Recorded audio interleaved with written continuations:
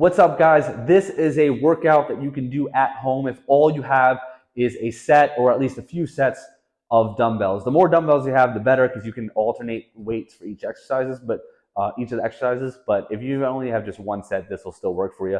Again, the goal of this workout is to just get something done for the day, whether the gym is closed because of a snow day, or you're on the road, or maybe you just don't feel like driving to the gym. You just want to use the equipment that you have at home. So we're going to start off with a push, with an upper body push and a lower body pull combo. We're going to do a standing dumbbell shoulder press. Now you want to use a weight, if you have the option, use a weight here that's challenging for about 10 to 12 reps.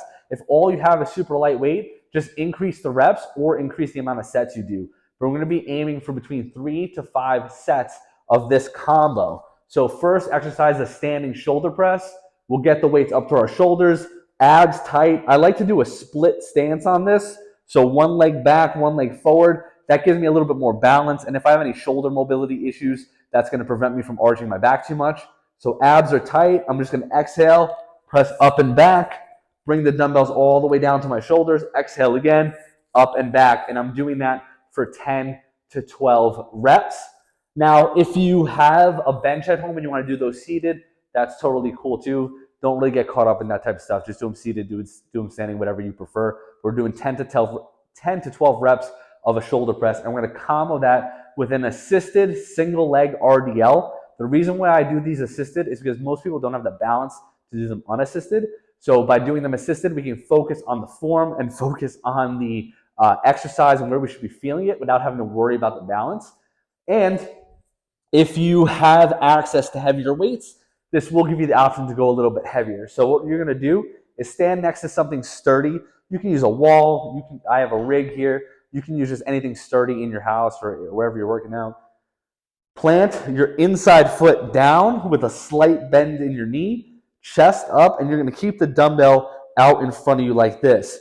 This outside foot is off the ground with your knee bent like this.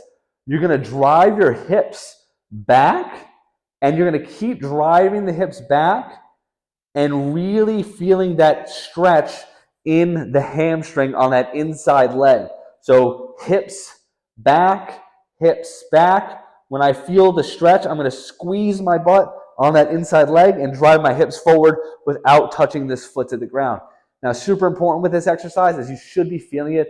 Even just on one rep, I felt it right in my glute and in my hamstring. You have to focus on these.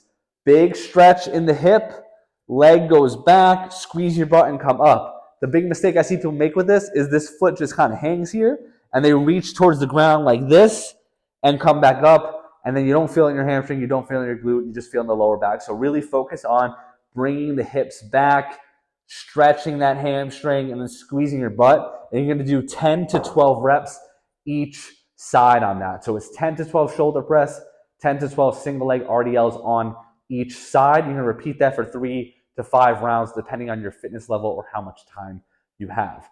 Combo number 2. So you repeat that. You go shoulder press right to the single leg RDLs each side.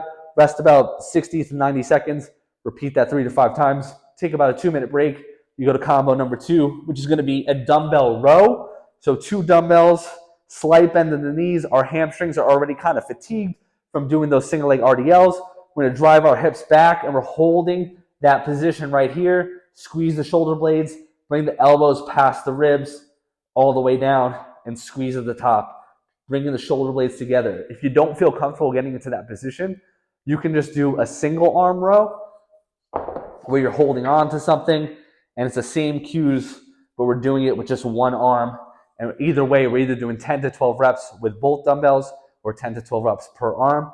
And we're going to combo that with a walking lunge. So 2 dumbbells, shoulders back, big step forward, keep the chest up, bring the back knee down to the floor, drive through that front foot, step right through to the next one.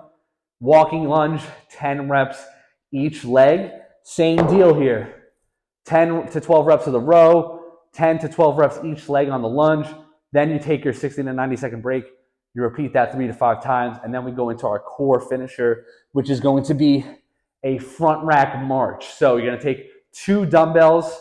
We're going to rest them on our shoulders like this with our elbows in, And then what you're going to do is you're going to get into a crunched position so those abs are engaged, and you're just going to bring one knee up nice and slow, come down, drive the other knee, just keeping a ton of tension in your abs, really squeezing the dumbbells, crunching your abs the whole time, and you're going to alternate legs like that for 30 seconds, rest 30 seconds, and repeat for 3 rounds.